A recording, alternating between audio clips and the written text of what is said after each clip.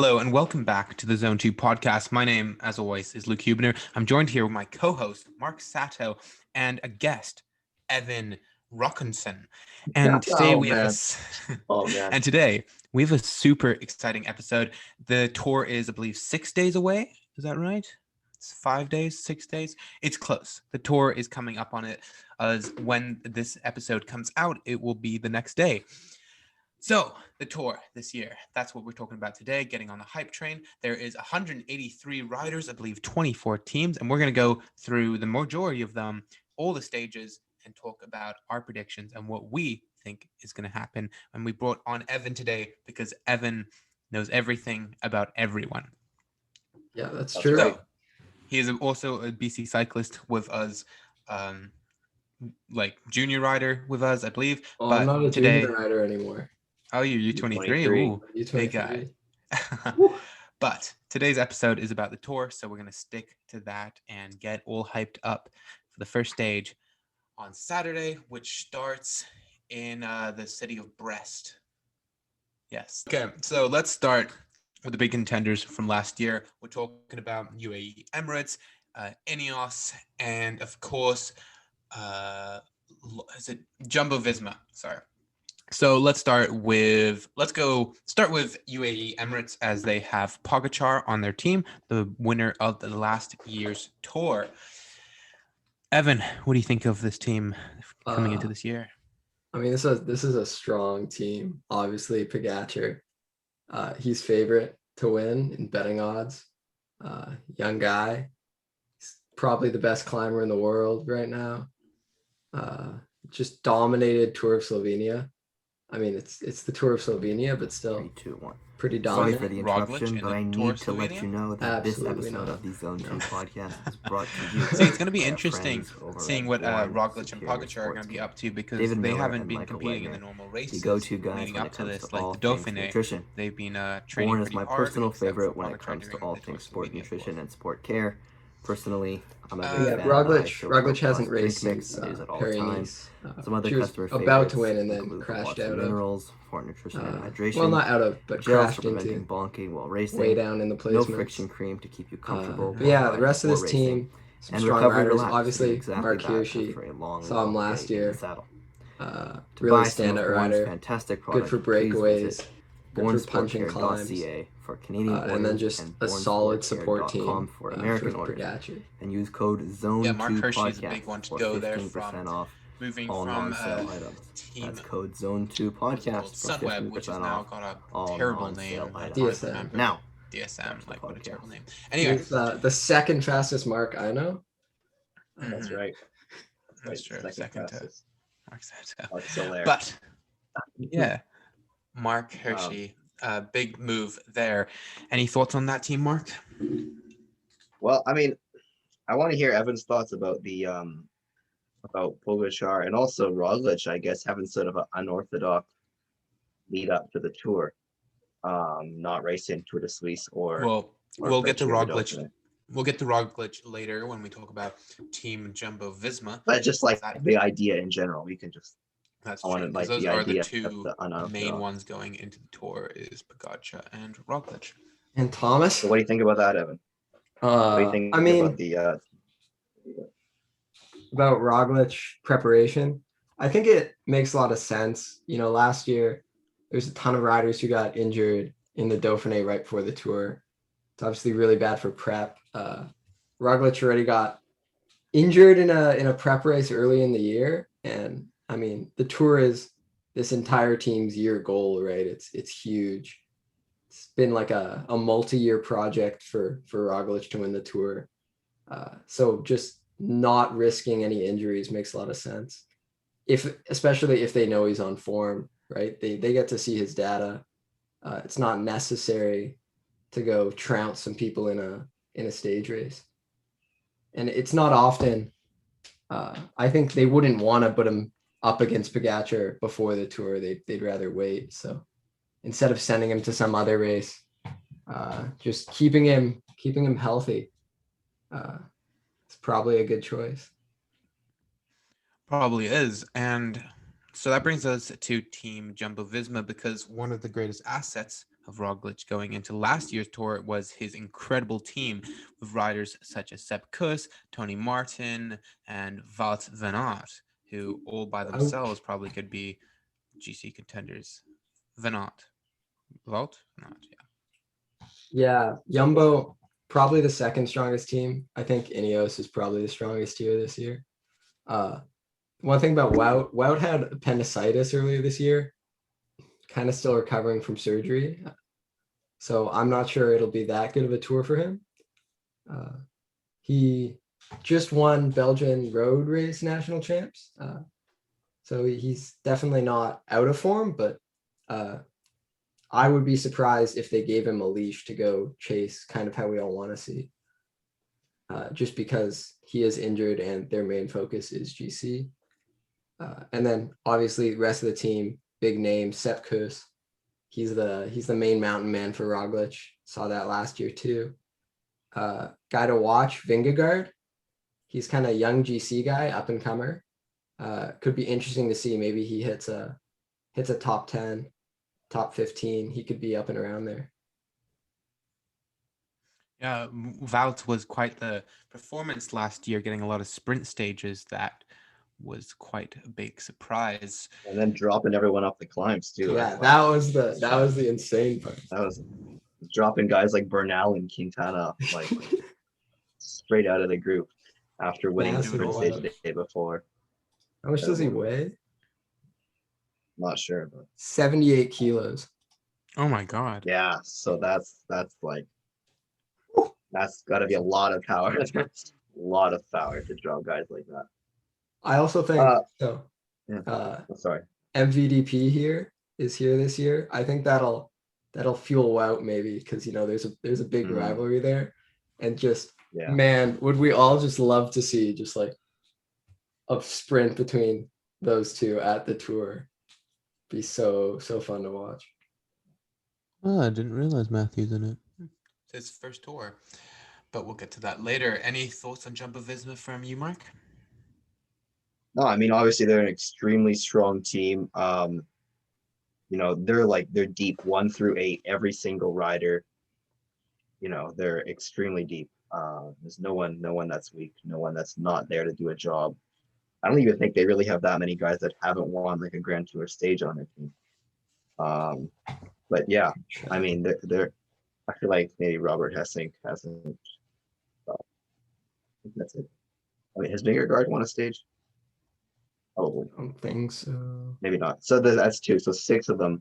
His best result, second GC in Basque Country, stage at UAE, stage at Tour de Pologne, second in a stage in Dauphiné this year. It's a good result. So, nothing too stand out. So 6 guys that have won Grand Tour stages and contended in previous Grand Tours. Ineos. Are we talking about Ineos? Yeah, moving on to the biggest team probably of the year. They have a lot of riders who have done super well. Of course, Theo Gegenhardt winning the Giro last year. Richie Porte has just won the Dauphiné. Garrett Thomas is a Tour winner. Richie Porte is third, I believe, in the Tour last year. Or was that the Giro? Or podium? Something. That's right. Richard Carapaz. Richard Carapaz is also a Giro winner. So it's a pretty big team, a lot of favorites. Garrett Thomas is their chosen main rider for this year. So it's going to be interesting to see how that plays out. And Egan Bernal, who just won the Giro of this year, he's not in it. No, I mean, I don't think we really expected to see Bernal. He was kind of sights focused on the Giro. And Ineos just has so many strong riders. They didn't really need to bring him. But, I mean, looking at this team, it's just like goats of climbing right here. Like in the mountains, no one's going to be able to match Ineos's strength. They're going to be fully controlling everything as long as they can, hold on to Roglic and Pogačar. If the level between those two and Ineos is even close, there'll be a lot of Ineos dominance. And that's kind of what they need to win the Tour, because Thomas, great GC rider, not as good a climber as Roglic and Pogačar. It's definitely not his like pure specialty, the kind of pure climbs. So just their strength in numbers, their team strength is really what's going to carry them through. And they've been known for that in the past. They've been known for that in the past, especially as Sky dominating the tour. And it's always kind of been a bit of a sour spot with Bernal's win of the tour because it seemed that the team did everything for him. He's proven himself this year, but back then he was often carried just by the team. Off to you, Mark. I was just going to say, we didn't talk anything about like Michał Kwiatkowski, former world champion. I mean, he's like, I mean, the fact that we could talk for just a couple of minutes about Ineos and not bring up a former world champion is quite something. So they're insanely deep, insanely strong. Definitely the strongest team at this race. Yeah, they got everything. They got climbers.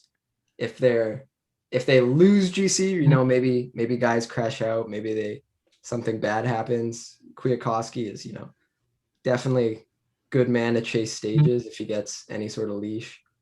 And then just they're flat TT, pull the group kind of guys. They're Ganna's, even though Ganna's not here, are just super solid. Castroviejo, Dylan Van Barl, and Luke Rowe, just, you know, big guys. They're going to be doing tons of the work over the 21 days. Okay, let's move on to the team of world champions. Dakota Quickstep. Shocking news that they have brought Mark Cavendish. Mark Cavendish? Tour. Yes, sir. Woo! Yes, sir. Everybody, let's have a round of applause for Cavendish to the tour, everyone. The memes have worked. Patrick Lefevre has officially said Cavendish is going to the tour. So, I mean, I'm extremely excited for this. Obviously, Cavendish is a big idol of mine. I model a lot of my game, so to speak, after him. So I'm very excited that he's going to the tour, trying to, you know, just continue his GOAT legacy. Yeah. So, I mean, obviously we all love to see Cavendish, but it's more than just, you know, a celebration bringing him to the tour.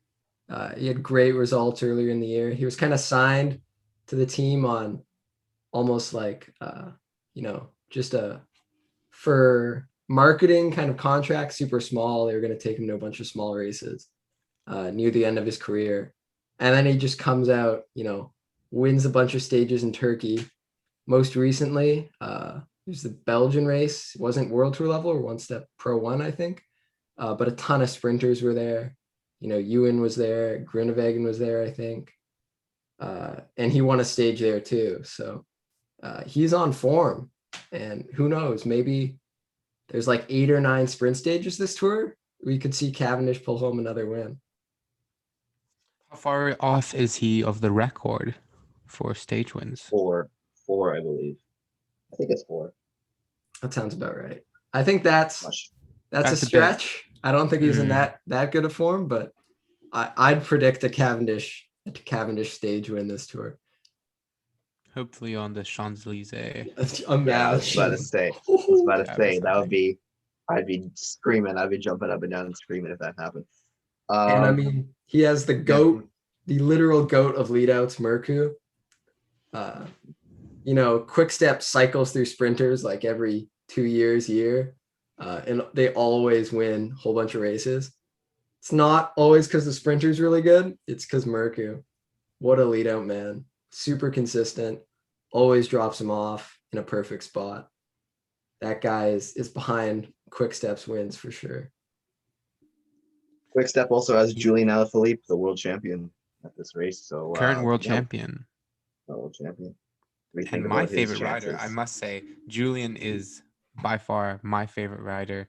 The first tour I watched and fully understood was the Tour of 2019, where Julian did so well. But Julian has said that this year he's not going for the GC because he wants to stay in the rainbow jersey because that is quite something special. I believe he said he wants to go for it next year, but this year he wants to ride the tour in the rainbow jersey. Really, that's interesting, because I would say the start of this tour is almost perfectly designed for him to take yellow early.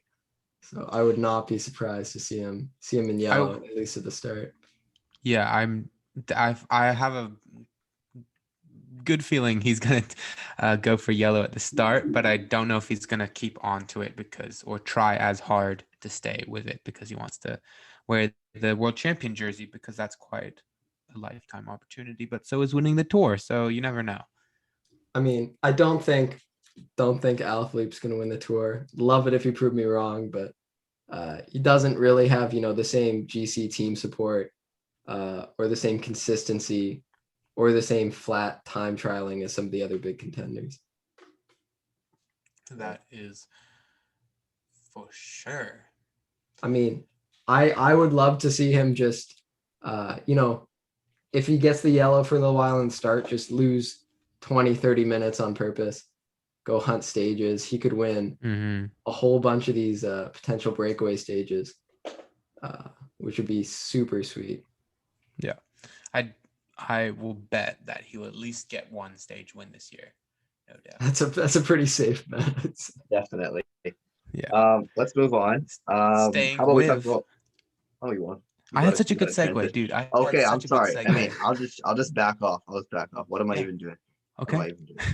I'm sorry. I've been thinking of the segue for the last 20 minutes.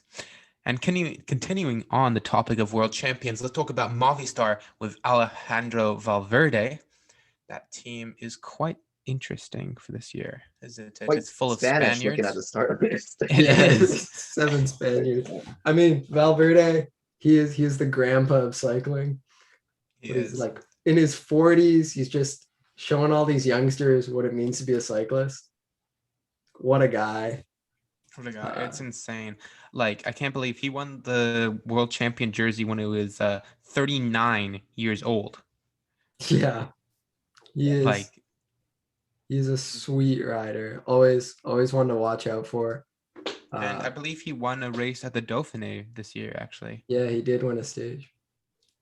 That was definitely... In the team, the only person who's not a Spaniard is Lopez. The rest are Spaniards. Yeah. Movistar, obviously, Spanish-speaking team. There's that documentary about them. They they are the GOATs, the undisputed dominators of Team GC. Everyone's favorite competition at the tour. Everyone cares about it. Everyone's keeping track of it. I guarantee you all the teams on the radios, they're getting updates all the time. Where are we at Team GC? Where are we at Team GC? But they never match Movistar. No. Partly because you get a whole bunch of riders who think they're going to do great in GC and come about 9th to 17th and then just don't win stages. Which, I mean, do what you're good at, win Team GC.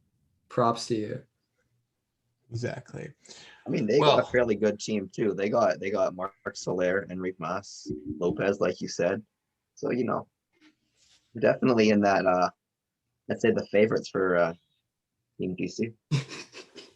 They could contest a stage or two, but doesn't seem to be quite their style. So moving on to a team that is quite personal to us, it's Israel Startup Nation, as their owner is part Canadian. So I believe their GC contender, I'm not sure if this is confirmed, but it's Michael Woods. It is indeed Mike Woods. Mike Woods, I mean, had a great season. What was it? It was the Toronto stage against Geraint Thomas. That was great climbing for him. And also, was it LBL or was it Flash where he did that big attack that kind of broke the race? It's one of. I feel like it's LBL. I think so too. Yeah. So obviously, I think he's one of the best climbers out there right now. In terms of GC, love Mike Woods. Love watching him. Love supporting Canadians. I don't think it's a good tour for him. For GC, there's a lot of kind of mountain stages that end in descents. Mike Woods, not the best ascender. Also, there's like 57, 58 kilometers of flat time trialing. Also not his strength. So what you're telling me is this is Julian's tour. No, It's Geraint Thomas's tour. It's perfect. Is it? This trio also has Chris Froome. Chris They do. Froome. Whew. They signed him to that big contract, so they could do the tour. And it was supposedly shocking that he wasn't going to be the GC leader, but let's be honest, he is not in his A game anymore. Yeah, I mean, amazing recovery from an injury he maybe couldn't walk again from, but he's obviously not anywhere near his former self. But great publicity for the team. They'll get a lot of screen time, positive or negative. You'll probably see on a bunch of mountain stages the Chris Froome is dropped camera, where they do a nice close up and watch him fall away from the GC guys. Just a little bit sad, but anything to get the sponsors' jerseys out there. It was a bit sad last year when we were watching. I can't remember what it was. It might have been the Spanish Tour or the Giro, but in one of them, Chris Froome got onto the front, and the whole group just bunched up. Like they were all just bunched up, and no one wanted to overtake him because they didn't want to be rude. But it was, yeah. Also on this team, Dan Martin. Dan Martin. Good climber. If he goes down on time, you could see him for breakaways for sure. Andre Greipel, kind of old guard sprinter.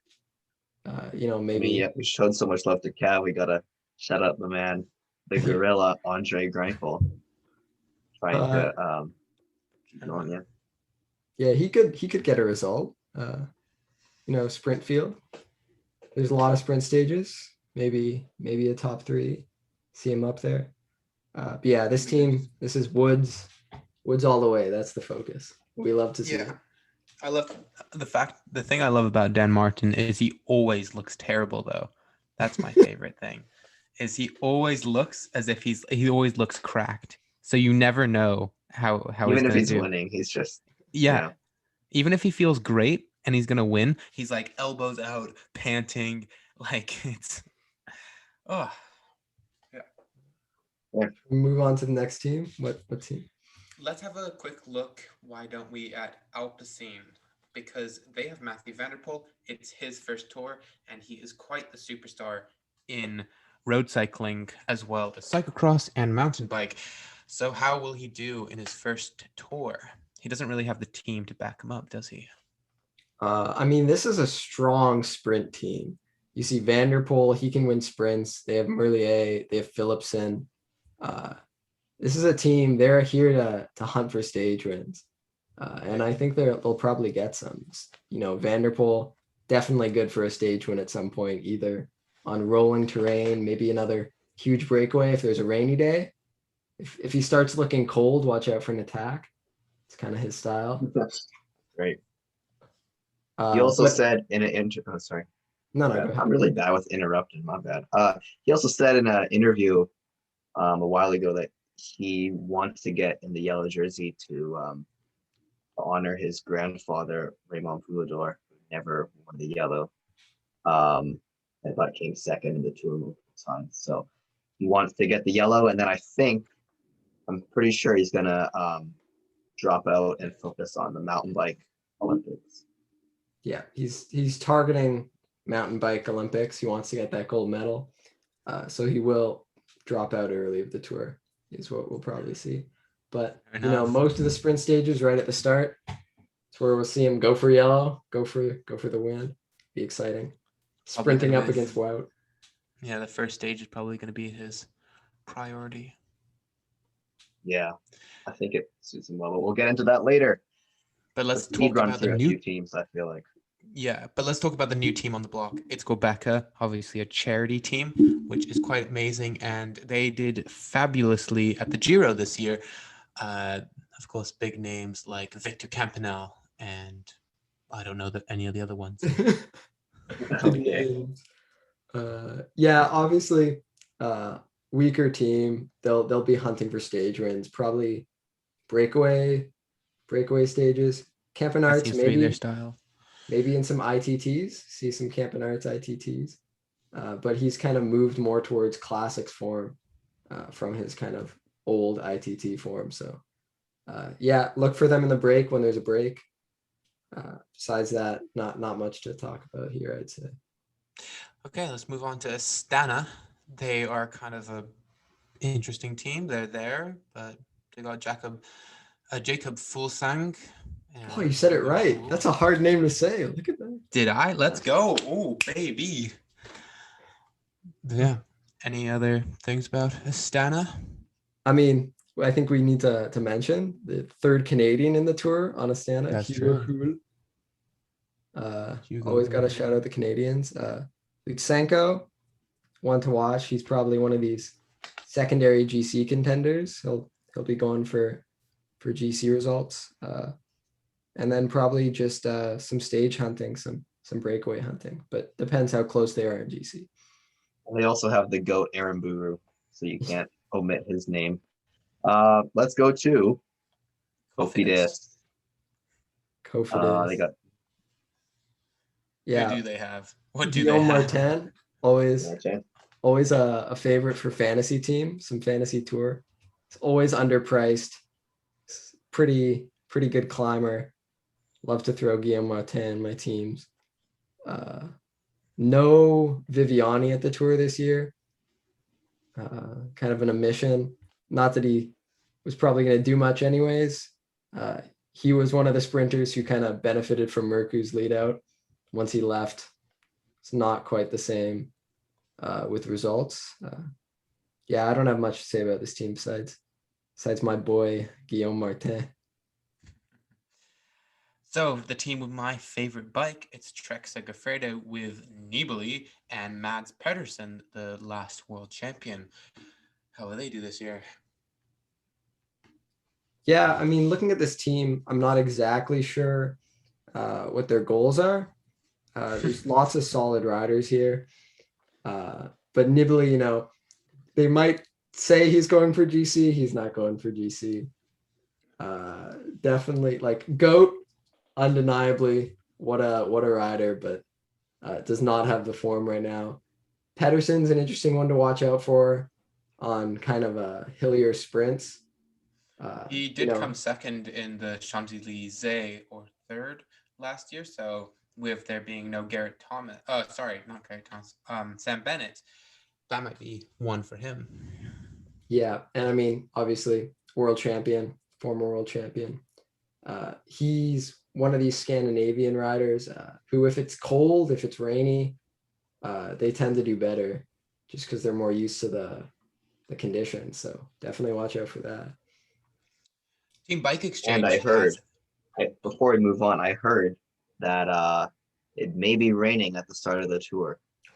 So possible for those guys. I mean, it'd be good for Vanderpool as well. Those stages suit him. But Pedersen also should be in the running for one of those early stages. Team Bike Exchange. Sorry, Bike Exchange. They have Esteban Chavez and Simon Yates. Simon Yates did well in the Giro this year, but kind of was like, it was there. Esteban Chavez, good rider. They have a really nice bike, though. I think their bike may be second to the Pinarello of Ineos, but the Bianchi is quite a gorgeous bike, I must say. Yeah, I mean, I think the Bianchi, they look super sweet in the peloton. The kind of blue accents on their jerseys matching the bikes. This is the Simon Yates team.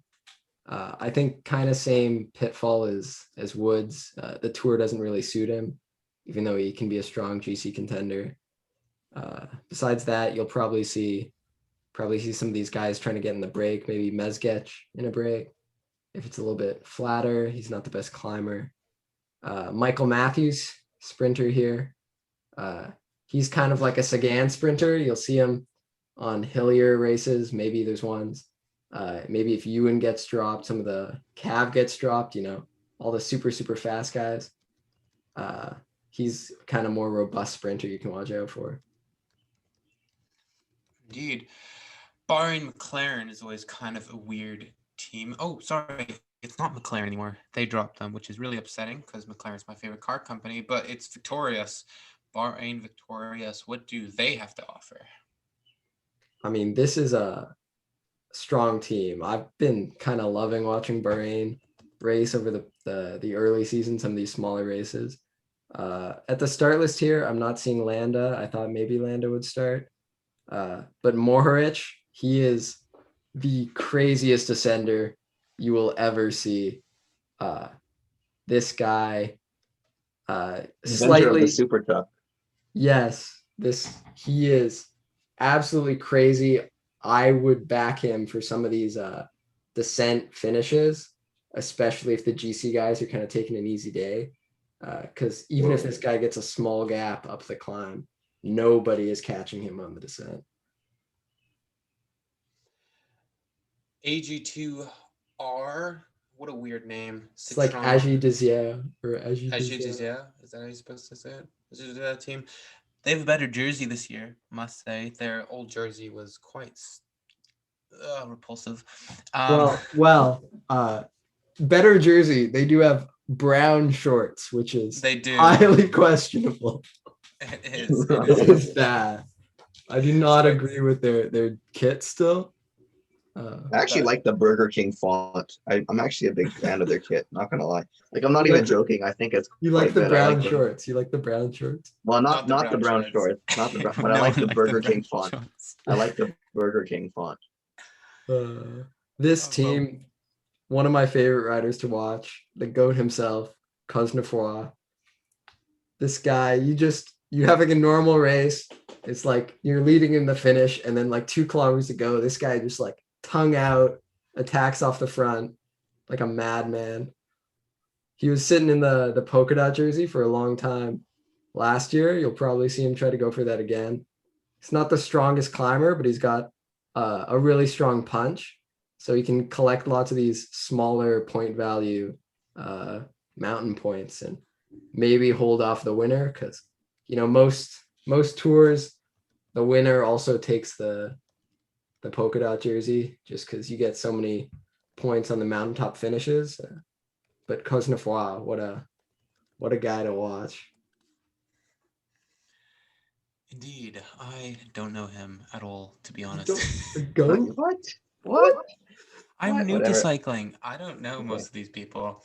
Let's speed run through the next few teams. So we got Bora Hansgrohe. Of course, they got Peters again.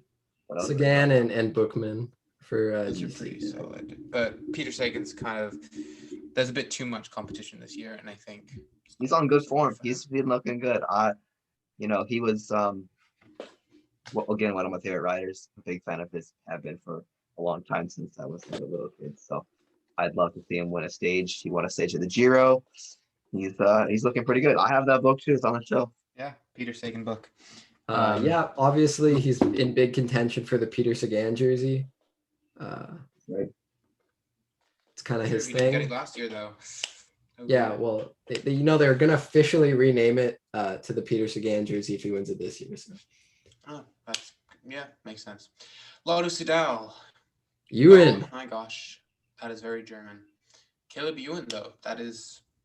There's only one German on that team. I don't know what you're on about. Sorry. Belgium. Belgium. Oh, same colors.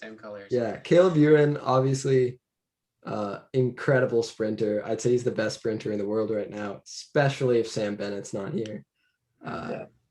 His goal for the season: win a stage in every Grand Tour. Won one in the Giro already. He's coming to the Tour.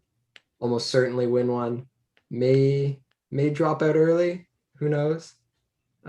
Obviously, he wants to win at the Champs-Élysées, but main focus, he's going to want to win at the Vuelta too. But I wouldn't be surprised to see him win even like 3 or 4 stages, just based on Bennett not being here and him being so fast. EF Education Nippo is a very small team, only 6 riders. I think that's just confirmed riders, Luke. Oh, that's just confirmed. I think they'll have 8, but yeah, I think they're a big enough team. They'll bring 8. This is Candale team, close to me and Mark's heart. Have a lovely fake EF jersey in my closet from AliExpress. Shout out to AliExpress. Rigoberto Urán. He's a big GC guy. Had a great. He's looking strong. Yeah, great season. Guy to watch out for. kind of those secondary GC contenders. Hey, Intermarché, Wanty, Gobert, Materio. How's that for French right there? I mean, that's great. This is a Billboard team. They put the most sponsors possible on their jerseys, and then they get in breakaways that don't matter. Really sad to not see Taco come. I know. It's not Taco Tuesday. The GOAT, would have loved to see him even just get the camera focused on him in the back of the pack, but yeah, probably not much from this team. Just some riders in the break. Have we talked about the Grumpama team? Groupama. Oh my goodness. Oh my goodness. That's good. That's getting clipped and put on the IG. Oh my goodness. The Groompa team. I'm gonna call them that. I think that's a better name than Grumpama FDJ. Groompa FDJ. Oh my goodness. Yeah. No Tebow. No Tebow. Hate to see it. You always love the kind of stage 18, stage 19 zoom in on his face crying. We're not going to get to see that this year. Obviously, his goats. I'll miss his goats. He's a great GC guy, but nothing's worked out for him quite the way he wanted to. This team is here for sprints. Arnaud Demar. I saw him tear it up at the Giro last year. He's a fast man. He'll be contesting Ewan for sure. Team DSM changed from Sunweb. They are quite the team that want to get stage wins. At least they did last year. Who knows what their plans are for this year? Definitely the same kind of plans. They have, a secondary sprinter. I'd say not the top tier sprinters in C's Bowl. And then, just some solid riders. Craig Anderson, one to watch for breaks. Tej Benut. Yeah, just a good team here. Going for stages. I think we're coming to the continental teams now, or whatever the name is, with Team Total Energies. There's a lot of French people in it, so I'm guessing it's a carded team. Yeah, this is another Billboard team. They're going in the break, with 200K to go on a GC stage. Gonna wave at the camera. Everyone's gonna let him sit out there. It's nice for him to be here. It's true. Arkia Samsic. Guessing it's the same thing. Quintana's team. Quintana? Oh yeah, Nero Quintana. He's not in Movistar anymore. I keep forgetting that. And Connor Swift. For a couple years. Oh, whatever. Okay, Luke. Okay. Yeah. Quintana, first, not in the form he used to be in. Also not the tour for him. He'll probably just stay up there in GC, but not expecting much from him. It's also Nasser Bouhanni, the bad guy of cycling on this team. Infamous for, headbutting, pushing people into barriers. He's a sprinter, probably see him in some sprints. Hopefully we don't see him pushing anybody. Don't see any line deviations. Gotta keep a keen eye out for this guy. B&B Hotels is entirely French with There's 3 dudes named this with the same first name. Oh yeah, Krill. That's Cyril, but you should know that there's the F1 guy. What's the Renault guy? Is Cyril? No, the Renault is Esteban Ocon and No, the manager, Oh, yeah. Cyril. He got kicked out though.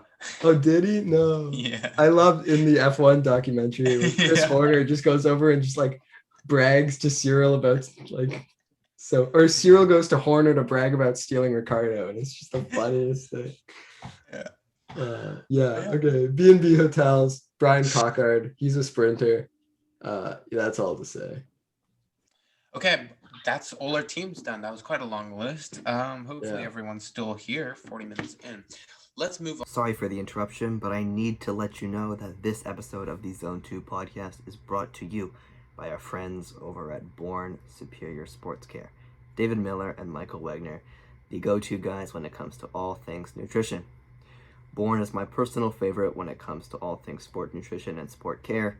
Personally, I'm a big fan of the ISO Pro Plus drink mix. I use it all the time.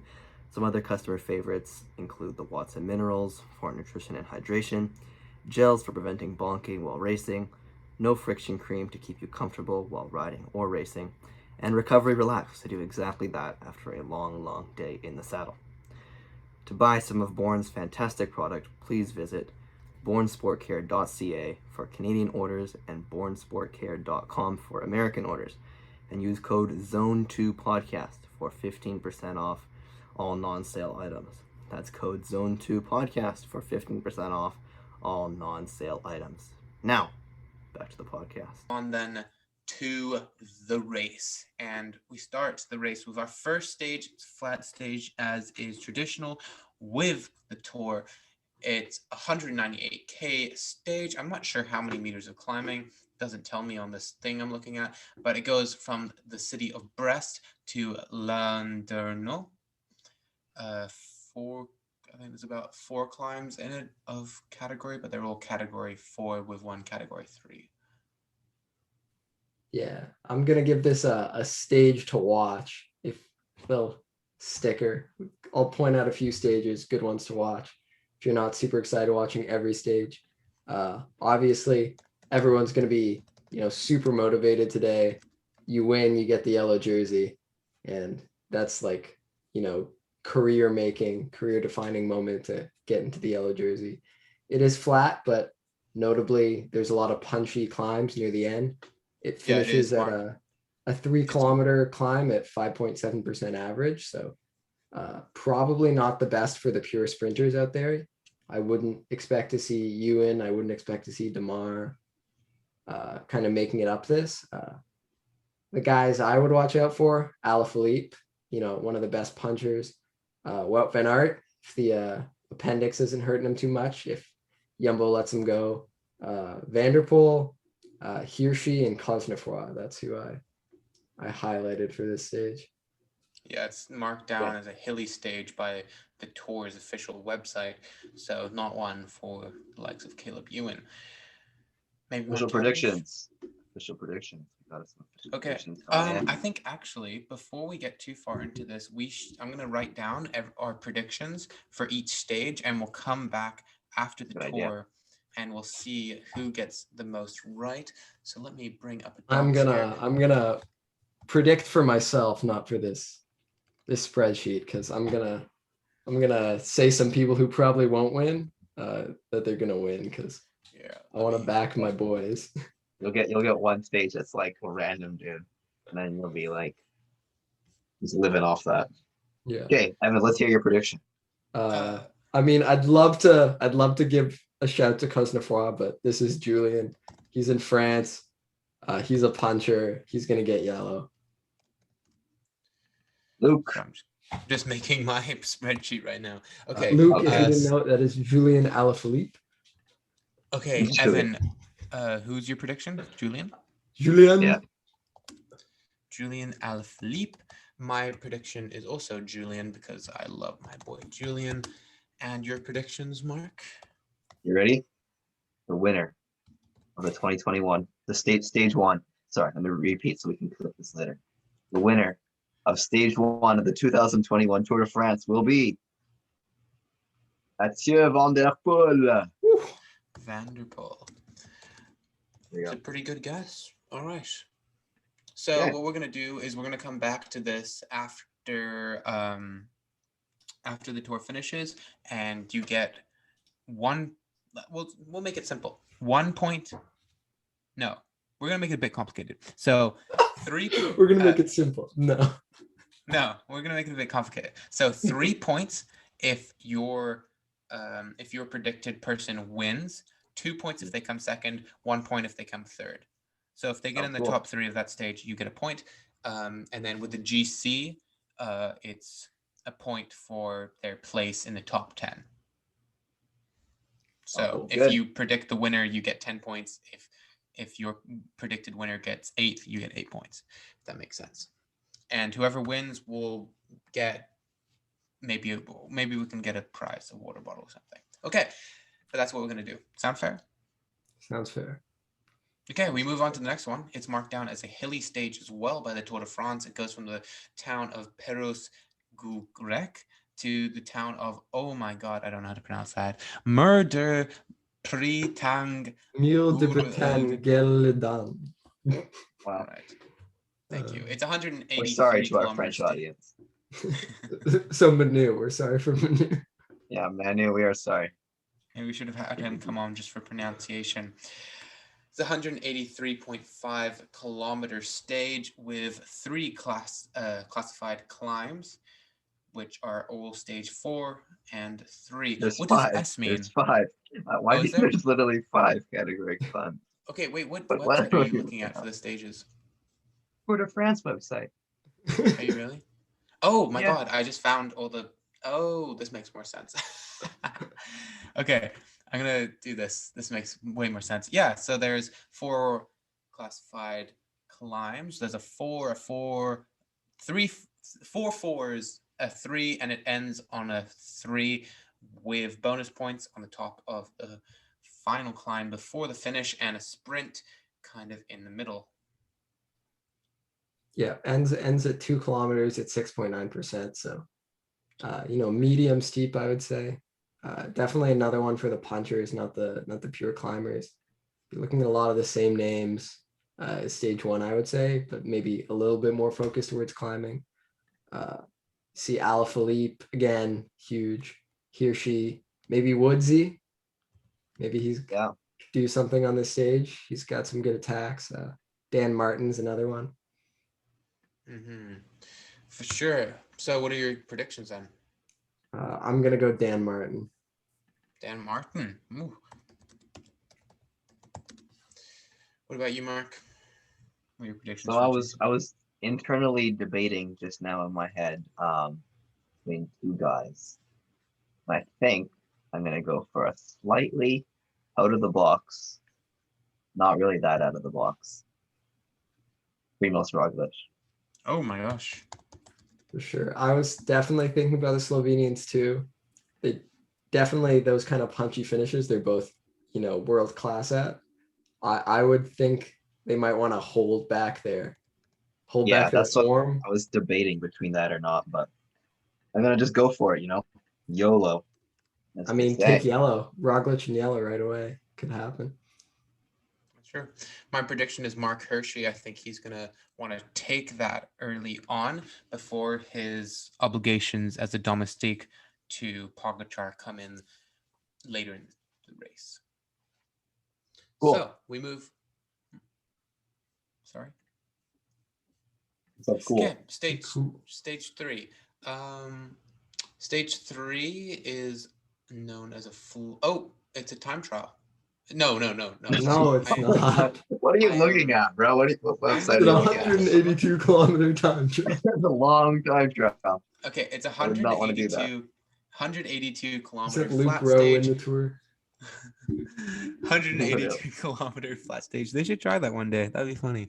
From Laurent to Pontivy, it has only 2 classified climbs. They are Cat 4.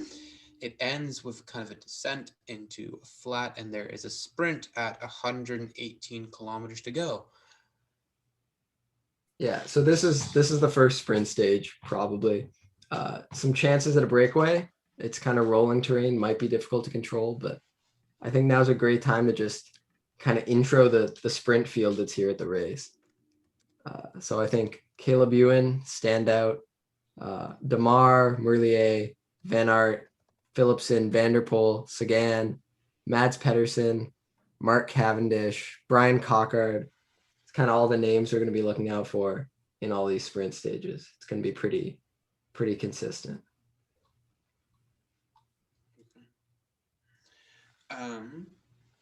I've gone with Van Aert for the stage, actually, and I just wanted to add one more thing to our little game here. I'm going to say, if you think it's a breakaway, you can predict a team, and you only get 1 point, but you can predict an entire team if you think it's going to be a breakaway. But I've gone with Van Aert because I think he's also going to want to have his fun and win a stage at the start of the tour before his domestique rolls truly kick in later for Roglic. I'm gonna go bold on this one. I was thinking, Ewan, obvious sprint winner. But this looks pretty rolling looking at it again. I'm gonna do a duel if that's okay, just because it's so out of the box. I'm gonna give it to Cosnefroy or Mohoric for some ballsy attacks. But you can put me down for Cosnefroy. Just see him. I am no idea. See him go for it. I'll give it a go. Then that leaves me. I'm going to go with my fellow short sprinter king, Caleb Ewan. Yeah, it's definitely. He's gonna win. Well, I'm taller than him, by the way. I know there's some people who think I'm 5'4". I'm actually 5'6". Let's get How that tall is straight. he?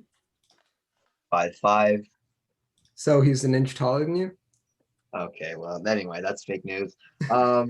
Stage 4. Stage 4. Stage 4, let's get to it. It's another flat stage. It is the shortest stage we have come across so far. It's 150 kilometers from the city of Rendon to the city of Fourrouge. I don't know how to say that. This one is really flat. This one has no categorized climbs. It has a sprint at 114 kilometers to go, but it is a bit hilly, but it looks a lot flatter than every stage we've seen so far. And especially with it being so short, it's going to be a good one for the more specialized sprinters. Yeah, sprint stage. Fun fact. So the last time had the same finish at the Tour, 2015, and one very special rider won that day. Same rider I'm going to pick for this Tour, and that is the boy Mark Cavendish. He's going to take his stage win on stage 4.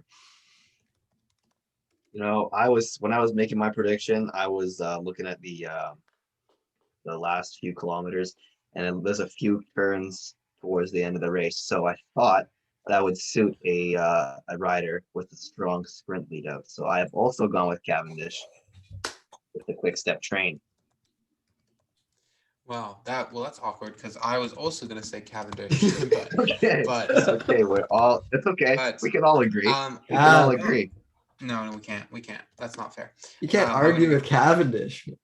It's his I'm gonna day. I'm gonna go Caleb Ewan. I just want to be different, and so I'm gonna go Okay. Caleb Ewan. Yeah, be different. Go for the outside pick of Caleb Ewan. Big shocker, guys. Caleb Ewan's gonna win. Okay. Well, Stage 5. so. Stage 5.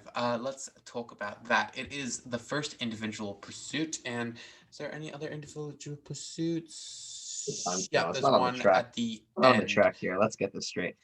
It's a time trial, not a pursuit. Oh, sorry. Yeah, that's true. It's a 27-kilometer time trial from the town of Chain to Laval Espace Mayonnaise. Mayonnaise. Okay, we're finishing in mayonnaise. Thank you. Yeah. Good pronunciation. That's all good. It is a very flat-looking time trial stage. Doesn't really seem to go that high. It starts at 50 meters, and the tallest peak is 100 meters. So it's looking to, by my estimate, I don't think it actually tells me here anywhere the amount of climbing, but it's looking like maybe 100 to 200 meters of climbing. So pretty flat stage. Yeah, flat ITT, first of 2. It'd be really interesting to see what the GC time gaps are like here, mostly between Thomas, Roglic, and Pogačar. Kind of see where they're all at time trialing. If one of them is slower, if one of them's a lot faster, it'll really set the stage for the entire race. Just knowing that, at the end that second time trial is coming. I'm just going to go and grab water quickly because I'm really thirsty, but give me your predictions. I'm going with Garrett Thomas because I think he's quite the great time trialist. I think it's going to be very close, though, between him and Roglic. I don't think Pogačar will take it. Pogačar did have that insane time trial at the end of the Tour last year, but my bets are on Garrett Thomas. For me, I am going with I also looked at the course and the corners, and it looks fairly technical. So I'm going with Wout van Aert. Fair. I thought about Wout. correct me if I'm wrong, but I don't think he started the Belgian time trial national championship. So Not sure. I'm honestly, hate to say it, I'm doubtful of Wout's form just from his surgery. I'm gonna pick Stefan Kung. He just won Swiss time trial championships. Bit He's of a in, safe choice. it's a safe choice for sure. Okay. I think Thomas will be up there. I think Roglic will be up there. I think Pogacar will be up there. But Kung, he's probably the strongest time trialist at this race. Luke, you're muted, buddy. You're still muted, buddy. Oh my goodness. Oh my goodness. Luke, so Okay, just there we go. Yeah, sorry. so Evan Okay, picks moving. Stefan Kung. I Evan think picks that Stefan one's. Kung, and Yeah, I know. I I could pick hear. Van Aert. Oh, you pick. Oh wow. Yeah, I have AirPods. AirPods in. Wow. Yeah. Okay. Moving on to stage 6. I think this is where the GC is going to be really kicking off. I think the first few stages, the GC is going to be very close together, and it's going to be kind of decided by the sprints who takes the GC. I think after the time trial, though, that's when the gaps will appear, and the GC probably will be taken. The first real contender will take the yellow jersey in that individual time trial. That's my bet. We move on to a pretty flat stage, though, I must say. It's classified as a flat stage, so it might be another one for the sprinters, and probably not much action in the GC. Time for them to recover after the time trial. It's a 160-kilometer stage with one classified climb. It's a Cat 4. The stage goes from the town of Tours to Chateau Roux. Yeah, it's looking pretty flat, I must say. What are your predictions, guys? Haven't given him a sprint stage yet. We're going Caleb Ewan. Caleb Ewan. Ooh, spicy. All right. I'm not entirely sure. Just seems like a pretty basic sprint stage. Nothing too stand out about it. So it really could be any of them. But what should I do here? Ryan Cockard. No, I want to be out of the box. I don't want to be too basic. I don't want to pick the top two guys like I have been doing. I'm gonna go Peter Sagan. Whew. On a pan flat sprint. That'd be Yep. something. Yep. Going out of the box. Because then if I win it, then it's like I I'm respect smart. it. I respect it. Then I become really smart. Exactly. That's why you just have to I name risk as many names as possible. 'Cause reward. Then you sound smart. Yeah, exactly. I've actually gone with out of the box as well. A bit more out of the box, I will add. Is it Ewan? Max Pedersen. That's my prediction. Oh, that's a good. That's a good pick. That's a good pick. Yeah, that's good. He's a heavy dude. I think it will work out for him there. All right, let's move on to stage 7. It's a hilly stage. We're coming up to the mountains. This is our first hilly stage. This is oh my god, 250 kilometers. That's like 2/3 of what I did this weekend. Okay, yeah. Subtle flex. Yeah, okay, subtle flex. Subtle flex. I'm gonna say it was longer than anything I've ever done. It's actually 4 kilometers more than my Everest. Wow. So, Wait, what's Everesting, Mark? You want to explain it quickly? Oh, no, we don't have time. We don't have time. We don't have time for this. I'm just so curious. I'm just so curious. What is that? I've never heard of that. This is a 249.1 kilometer stage. It has 1, 2, 3, 4, 5 classified climbs with a Cat 2 climb at the end, with a bonus points at the top before they head down for a little hill, and then it kind of looks like a flattish descent down to the end. The stage goes from the town of Verdun to Le Creusot. Obviously pronouncing those wrongs, but it is definitely quite the stage. It has an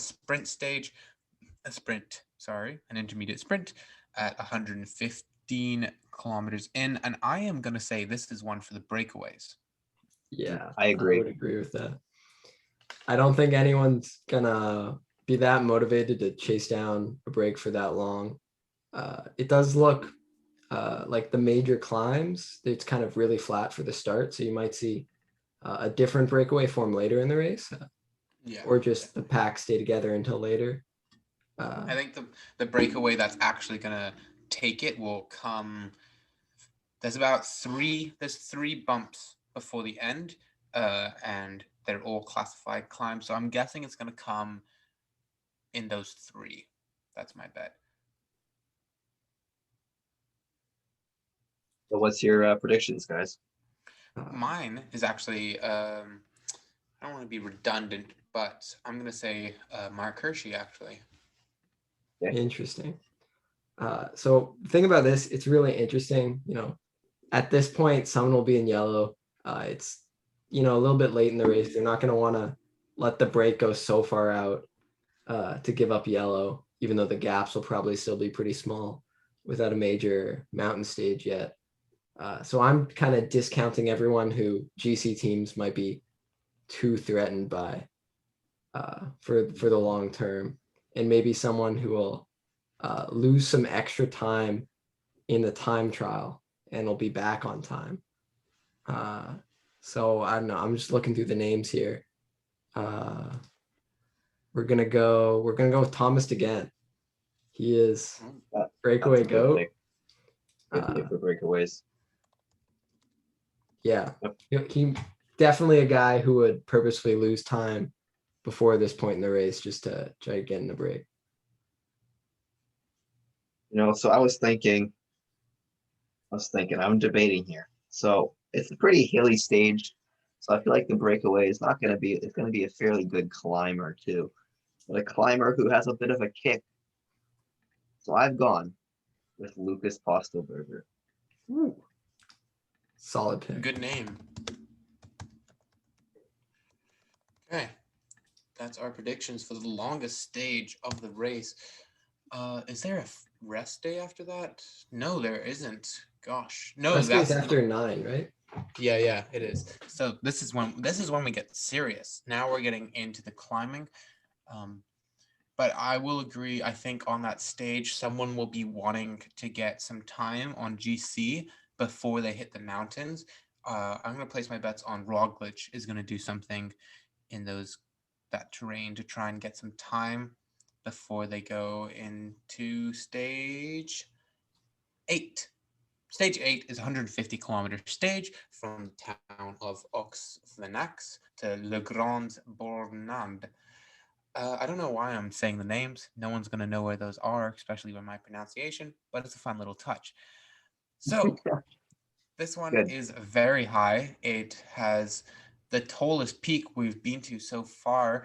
The last climb before a big descent to the end. It's a 1,618 meter climb. It's a Cat 1 with bonus points at the top. This one also has 2 other Cat 1 stages with another one going over 1,000 meters. There's also a Cat 3 and a Cat 4, a sprint at the start, and a few hills. This is quite a stage.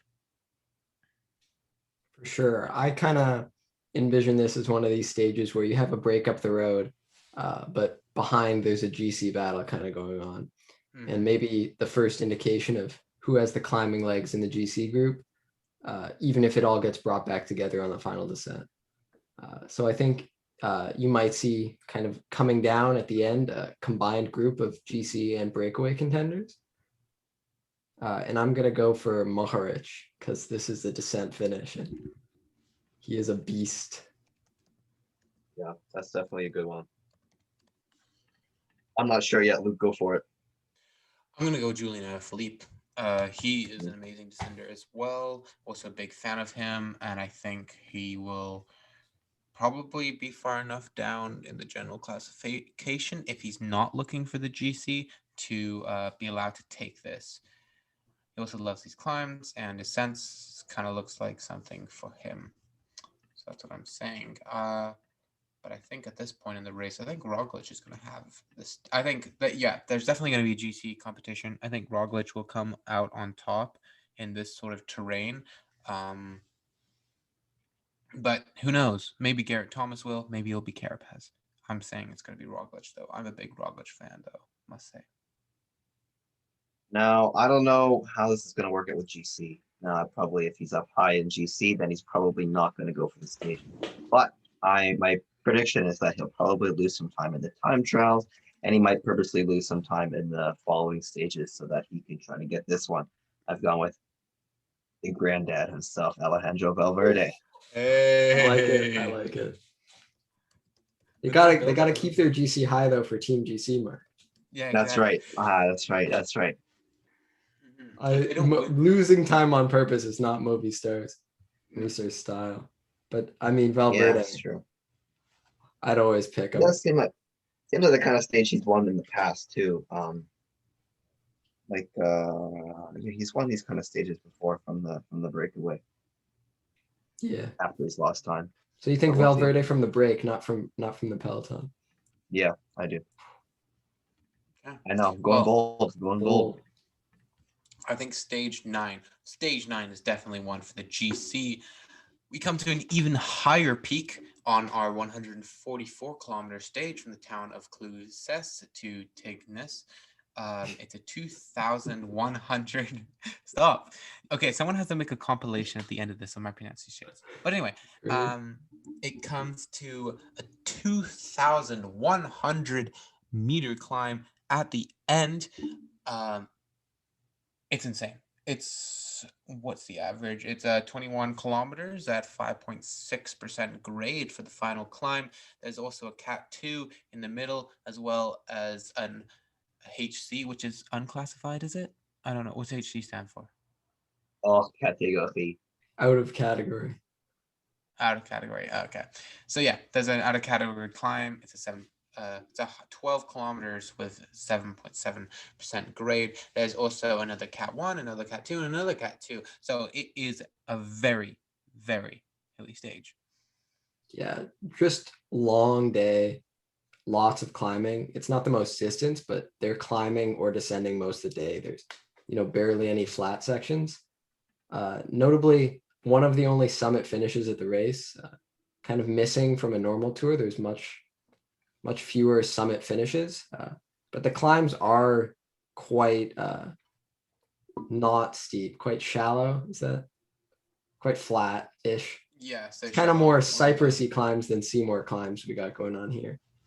So you could definitely see some surprising results. If the GC guys aren't motivated, maybe Michael Matthews makes it up one of these, gets to the finish. Maybe Wout makes it up. You could see some real bigger guys near the finish. I'm gonna pick a guy from the team who has the best climbers, who's probably gonna have the most support over this entire stage since it's so much climbing. And I'm gonna back Thomas to beat out Roglic and Pogačar in a punch to the line. You stole my pick. Thomas beating Pogačar and Roglic at a punch to the line from a reduced GC group. That's exactly what I was gonna say. Oh man, do I have to change it now or do I stay? No, you can stay. No, it's a good pick. I'm gonna go Geraint Thomas as well. You guys are fools. I went actually with a bit more of a climber. I think this is gonna be his only appearance on the stage. I think he'll slip away somehow, but I'm going with Simon Yates. It was either that or Michael Woods, but no, Michael Woods. I'm going with Michael Woods. Would he take that? Support the Canadian? Well, he has outsprinted Geraint Thomas up the top of a climb earlier this year. Well, yeah. Geraint Thomas with if you know, you know. If you know, you know. If you know, you know. Don't watch the video. Just look at the results. Yeah, just clearly watch the clip. Clearly a better sprinter. Much a stronger sprinter than Thomas. That's just shown. Sure. Okay. But Thomas, Dauphiné, he had that sprint attack to the finish. I think we'll see something similar. Yeah. That's partly behind my pick. It's definitely, I think this is going to be one of the stages to watch. It's right before the rest day. So people are more likely to gut themselves on this stage and try and claim as much in the GC as they can, and also get a stage win. It's going to be a real big day for the climbers. It's going to be really exciting. So we have a stage, a rest day after that. before we come to a flat stage where there's probably not going to be any GC change. It's going to be a nice rest for them. There is a bit too much climbing, I would say, for another pure sprint, I will say. It's a 190-kilometer stage from the city of Albertville and Valence. So has a category 4 climb and a sprint on the top of a hill, which looks kind of odd, but there is quite a bit of climbing. What are your predictions for this stage? I mean, I don't think anyone will get dropped on these climbs. I think no one in the group's going to be too motivated to really push these climbs. It will just be some of the more pure sprinters. It might tax their legs a little bit more. So maybe, maybe Damar is a little bit weaker in the sprint, but I think it'll, for the most part, be a pure sprint finish. And is this too late for Vanderpool to want to still go for? That's what I was thinking, actually. What do we know about when are the I don't know. Olympics? I'm guessing he probably will leave at the rest day. I don't know for sure. I mean, and probably if he's in yellow, he probably won't leave, but I doubt it at that point because there's been a couple climbing stages. So, that is. I mean, I don't know. Okay, I'm gonna go for it then because I don't want to pick Vanderpool, but I want to pick some of Vanderpool's teammates, and maybe once Vanderpool's gone, they'll get a little bit more support. And I'm gonna throw it to Philipsen. I think maybe Merlier, he's gonna be off form, maybe not perform in the first few sprints, and they'll give Philipsen a chance. And I'd love to see it. Sorry, what was that name? That's a good pick. Jasper Philipsen. Jasper Philipsen. How are you feeling, Mark, about this? Well, Philipsen's a good guess. I don't want to just be picking like the same guys, like Caleb Ewan. I mean, Ewan will probably win like multiple sprints at this tour. Yeah, I'm sort of thinking that he might also leave at the first rest day because he might be trying to just prepare for the Vuelta. Then again, he might want the Champs. So, what do I do here? You know what? I think he'll stay at least until the Ventoux stage, which is a little bit later in this week. Okay, then I gotta go Caleb Ewan. Wait, you said Ventoux? They have a double ascent of the Ventoux coming up. We can, but they don't finish on top of it, which is a little weird. Yeah. Look. Shit. I've climbed Ventoux. Sweet. See this? I bought this. I climbed it on Zwift. So I don't know. Too. I've climbed it in person. Oh my god, it's 19. It's 1,900 meters. I didn't realize it was that high. Holy crap. I climbed it way before I got into road biking. But we were just on like a holiday. Okay. But my predictions, we haven't got to there yet. My predictions for stage 10. Oh, wait, sorry, Mark, did you say your predictions? Caleb Ewan.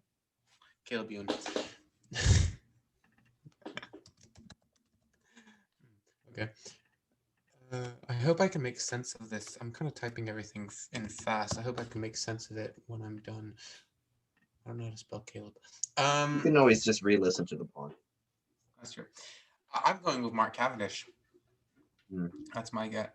I don't know if he will have won a stage by now, so I think it will be kind of a fluke one. And I think well, obviously, have won what 9-10 stages by now. Yeah, I think so. Yeah. I think he'll have won 10. Yeah. Well, that's that stage. Let's move on to the next one. It's stage 11. This is a stage to watch. This is going to be set your alarms to like 5 a.m. Mark it on your calendars. This is a one.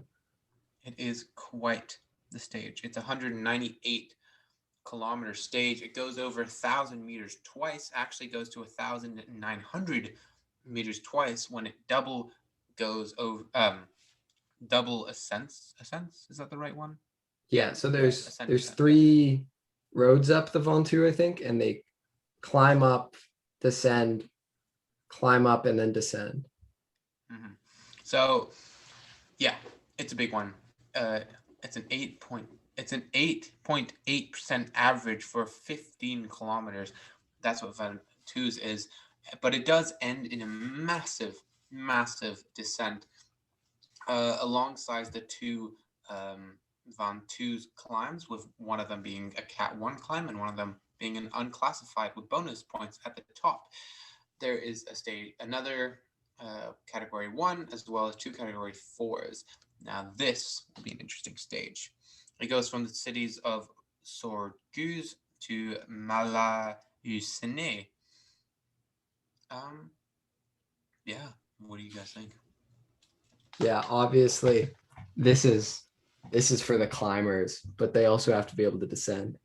It'll be really hard to pick not a big GC contender, but I think throw out a few names of guys who could contest this kind of stage against the likes of Roglic and Pogacar. You know, you might see Hirschi. He's great descender, suits him.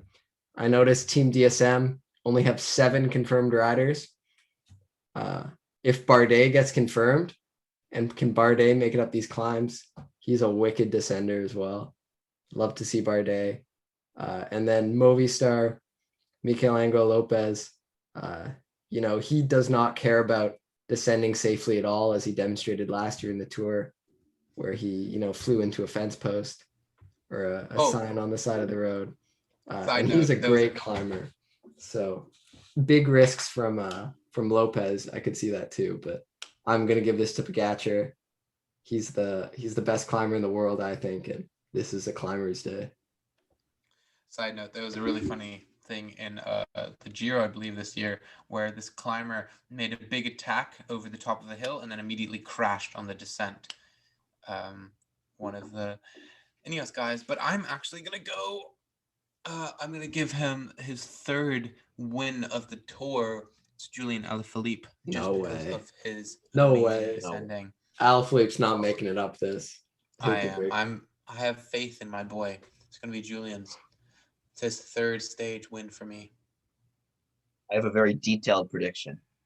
Okay. Actually, before we get into that, Mark, you haven't predicted Julian for a single stage, and that's quite offensive. I have, right? Well, maybe I will later. You know, I'm not done yet. Tell us detailed predictions. So he's winning in the Champs-Élysées. What's gonna happen is this guy is gonna be, you know, working for his teammate up the final ascension of Ventoux. And then what is gonna happen is he's actually maybe a slightly better sprinter, maybe debatable, who knows. So when they go into the valley, it's just gonna be a free-for-all sprint, and he's just gonna accidentally take the win. Okay. Can you guys guess what I'm saying? Is it Carapaz or Kuss? You think it's gonna be Michael Woods? You think Wout's gonna make it up? You think No. I've gone with Richard Carapaz. You're right. So, that is I would love to see Carapaz get the leash to go. That'd be sweet. I think it'll just be the sprint. I don't think it'll be like he's really doing it. He'll be working and then feeling good, and then he'll just sprint. You think Ineos would let him take bonus seconds over Thomas? I think they'd rather. I think they're probably pretty happy with him taking them over like Richardson. It's fair. So like if like Thomas gets second, and you know, then only one of the Slovenians gets bonus seconds, I think they'll. You might have to be nursing Thomas down the climb though. Thomas not shown the best descending form. His little slip up at the Dauphiné, just right at the end there. People watch that in the switchback, a little nose slide. Yeah, I like that pick a lot. Right, stage 2, not 2. What am I talking about? 12. Wait, what was Evan's prediction? Pogacar. Oh yeah. How do you spell that? Oh yeah. Pogacar. Pagaz. I called him Pagazar. Okay, let's move on to stage 12. Stage 12, they do get a break. It's classified flat stage. Holy, It's a lot of flat stages. I feel like the guys are going to be pretty knackered at this point. It's a 159-kilometer stage from Saint Paul Trois Chateau to Namiz. It has one classified climb. It's a Cat 3. It has a sprint before the finish at 132 kilometers. There is a bit of climbing. It's not the flattest stage, but it's pretty flat. Yeah, it's another sprint stage. Just got to pick another sprinter. Let's give it to Ewan. He's got to win a few. Ewan, all right. Let me mark that down in my. I'm sort of expecting that Ewan might be fairly tired from the day before, because he's done that in the past where after big mountain stages he has a bad day. It's sort of an interesting stage. I think there's a roundabout that they have to navigate towards the end, so that could Sedan? stir some things up. So that is where I'm going, Evan. I think it'll be a very smart, savvy rider with really good positioning. Yeah, I've gone with Peter Sagan yet again. That's two already for me. See some lovely bunny hops in the finish, maybe. Yep. I think like he's a pretty good climber compared to some of the other sprinters, and he'll be less tired. And then the roundabout will also help him. Wow, I have no clue actually for the stage. I want to say Caleb Ewan, but I also don't. Gosh, I have no clue. Pick a random sprinter. There's like 30. Just pick one. Andre Gabriel. I'm gonna go with him. Okay, Woo! maybe not. Okay, well, Spicy sprinter pick. okay. Good. He's gonna Good pick, throw Luke. down the 3,000-watt monster sprint. Yeah, I think so.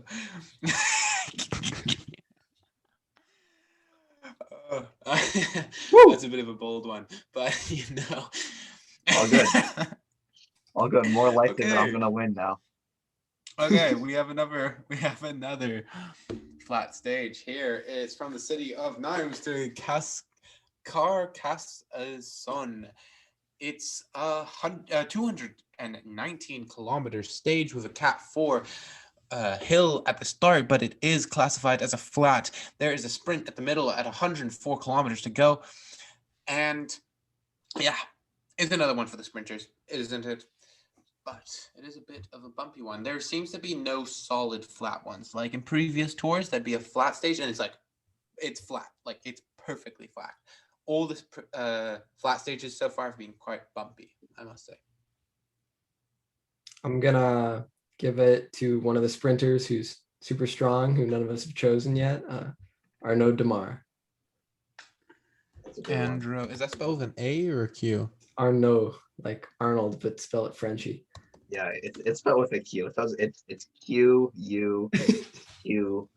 It's like Arnold Gernot. Okay. Okay, whatever. I've gone with Jasper Philipsen. Okay. And I'm gonna go with. Can we? You can't tell if it's a little hill. And I'm going with Vanat. Vote Vanat. Cool. That's my predictions. Okay, let's move on to stage 14. Let's get through this hilly stage. Ooh, I don't know if I'd classify this as hilly. This looks pretty mountainous. It's kind of getting warmed up. I'm guessing they're going to the Alps at this point, but it's a 183 kilometer stage from the city of Carcassonne to Quillan. There are 5 categorized climbs with a Cat 3, a Cat 2, a Cat 2, a Cat 3, and a Cat 2. Lots of climbing, but it does finish with a descent after the Cat 2 hill, Col de Saint-Louis, which is a 7.4% grade climb, which is about 5 kilometers long with bonus points at the top. It's definitely looking like a warm-up for the GC to come. Yeah, I mean, it could be a GC stage. I think it's going to be a breakaway stage. There's lots of these rolling hills. It's late enough in the race. Most of these guys will have lost a bunch of time. So, your classic breakaway names, De Gent, Campenarts, guys to look out for. But then there's also just going to be, guys we could never predict. Just a whole bunch of smaller riders, smaller teams going for it. I think this stage is going to be Mark Hirschi's time to shine. Hirschi, my favorite rider from last year, I must say. Oh shit, I called him So- Hirschi. Again, I was between two guys. Luke sort of peer pressuring me into picking Alaphilippe. But you know what? I'm a big fan of his. I modeled my riding position after him. Big fan of his YouTube. I've gone with Victor Campenarts. I actually have. Before you said that, I wrote down Victor Campanau. Okay, we're in agreement, I guess. Yeah, we are. We will either be losers or winners together. I'm also a big fan of Quebeca. As you can see, Quebeca. Oh, wow. I have a jersey. Yeah, that's pretty cool jersey. I don't have the official team jersey because it costs $200 extra if you want the Mercedes logo on the front. But yeah, I've gone with that as well. Okay, on to a mountain stage. Holy crap, this is a mountain stage and a half. It has 3 category 1 climbs and a category 2 climb. It goes to, I believe, our highest point so far in the tour at 2,400 meters, which massive, absolutely massive. This is a day completely climbing, but it does end in descent again. This tour does have a trend of a lot of climbing and then ending in descents. So, who's gonna be? Oh, this also goes into Andoria from France. Yes. Brief detour into Andorra this year. All right, predictions. Well, I guess I'll go for it. I've gone with Teddy Pogacar. Yeah, that's hard to go wrong with that pick for sure. Yeah, I mean, obviously there's the GC guys, but I see this one as maybe one that could also go to the break over some of the GC guys, just because it's longer. They have a long time to get away in some of the early climbs. So I'm gonna go with a GC, not a GC guy. I'm gonna go with a guy from the break, and I'm gonna give it to my boy Cosnefroy. He's gonna be out. He's gonna be out hunting for the KOM points. He's gonna stay away. The GC guys are gonna be saving it for another day, and he's gonna ride to a beautiful stage win. Sounds lovely. Sorry, what was that name? Cosnefroy. Oh my god, Cosnefroy. So the So close. Cosnefroy, I'm pretty sure. Yeah, I spelled it with a W. Cosnefroy. Okay, I actually went with Garrett Thomas. I probably, if I was thinking correctly, I'd go with Pogacar. I don't like Pogacar though, so I'm going with Garrett Thomas. How do you not like Pogacar? I just don't. He's too young. I think I like it when these people have like gone through a lot and then it's like their big victory. Like Garrett Thomas has been the domestique for years and years. And you mean Roglic, former Tour de France winner, Geraint Thomas? Yeah, but he won. That was just a fluke. He was a domestique. He was a domestique for years. That's true. Yeah, and I like Roglic because he was the anti-Ineos when they were having their dominant period. Plus, he's old, so that's why I don't like Pogacar so much. But he is very strong, undeniably. Yeah, I want Garrett Thomas. I might say Roglic as well, or Carapaz is also likely. Okay, there's another rest day after stage 15. Is that where we're on? Yeah, we're on to stage 16. From the city of Pas de la Casse to Saint Gaudes. It's a 169 kilometer stage coming back from back into France. there is a category 2, a category 1, another category 2, and a category 4 climb. This one does have quite a while from the last climb to the end. The last climb is at 136 kilometers in. So there's about 30 kilometers of descending and flat before the finish. So the GC, this might be a very interesting tour for the GC, I'm going to say, because there might be a lot of GC teams that go really hard over the top and then try and hold a break until the very finish. And that's why I'm going to say Roglic for this stage. Okay. Well, Luke, you're wrong. I'm 100% confident. I'm 100% confident in my pick. Definitely not going to be wrong. If I'm wrong, then the world's going to end. Because I'm 100% confident. I got Soren Craig Anderson. I was thinking about it. Yeah, that's a good one. That's a good one. 100% confident. Guaranteed. Guaranteed. If I was on Inside the NBA, I'd be pressing the button right now. Yeah. If you know, you know. I was just about to pick Soren Craig Anderson. Just looking through his past results, he's got some stage wins at the tour at pretty similar, climby profiles that are flat finishes. But now I feel like I got to pick someone else. So, let's share the love. That was my pick. But let's throw it out to, let's pick someone from EF. I feel like EF, they're a fairly strong team, and they'll have, some motivation to get a good result later in the race. Let's give it to Nielsen Powless, the American. He's a strong rider. I think he ran away from GC, some climbing, strong guy in the break. Sounds good. All right, stage 17. This next stage is quite something. I just looked at the profile. It is interesting. Oh, it's our second summit finish. Gosh, this is a long episode. Anyone who's still here, we appreciate you very much. We love you so much. This is 2 hours past my bedtime. Okay. Let's have a look at this. It's 10 o'clock for anyone wondering. Yeah. This is a 178 kilometer stage from the town of Muret to Saint-Lary-Solanne.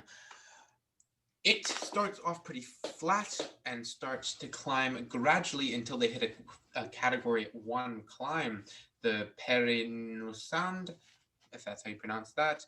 And then it drops down for another climb, which is going to take them up another Cat 1 climb. And then it ends after another drop at 2,200 meters.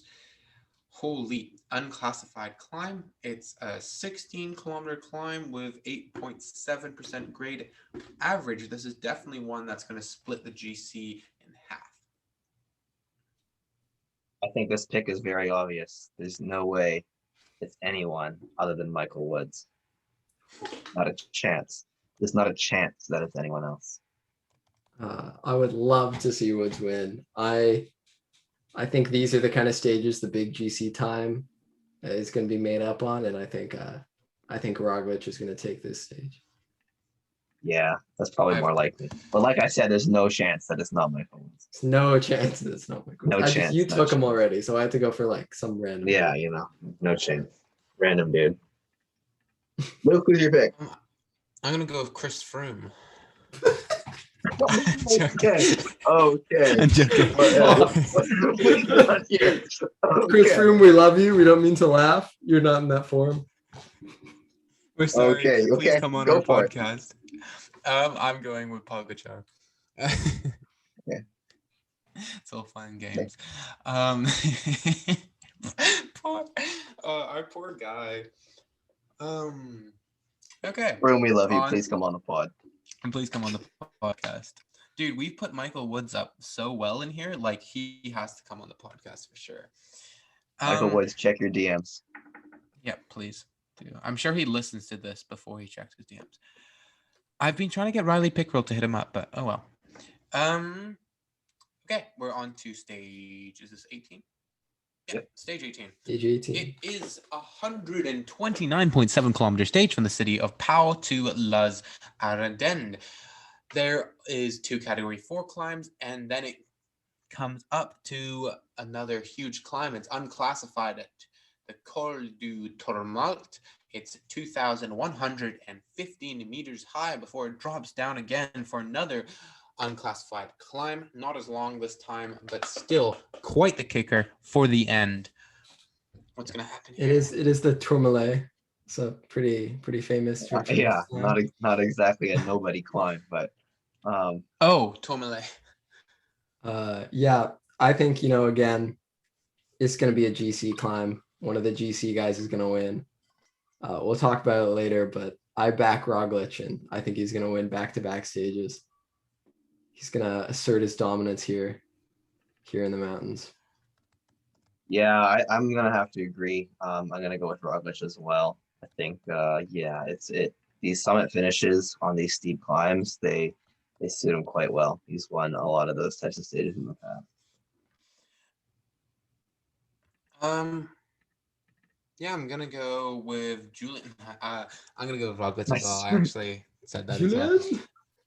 This is definitely where it's gonna get intense. This is kind of really, this is where it's being decided. The whole tour, really. It's these stages 18 and 19. No, actually 19's flat, but stage 18 is gonna be a huge decider. Probably one to mark on your calendars as well. Yeah, these last few mountain stages before the time trial, even if GC gaps are a little bit wider, all the GC contenders will be nervous about potentially losing time in a time trial, especially Jumbo Visma. They've been scarred a bit on stage 20 time trials. So I think it'll be, a really exciting, really fiery race, no matter what the GC standings look like. Okay, we move on before the time trial to the last flat. Is this the last flat stage? I believe it is. Well, before of course, of course, the last stage is flat. But we do come to the flat stage before the individual time trial. Yeah, so actually stage 18 is going to be the huge race for GC because it is the last hilly stage of the race. So it's going to come down. Now that I look at this, I do know who my yellow jersey prediction is. But we come to stage 19. Stage 19 is from the city of Mornex to Le Bernard. Looks like the French Melbourne. It's a 200-kilometer stage. It has a Cat 4 stage, Cat 4 climb at the start, an intermediate sprint at the top of a little mound. But it is probably one of the flattest stages by the looks of it. So if any sprinters are still hanging on and can still breathe, this is going to be for them. I think there'll definitely be sprinters left at this point.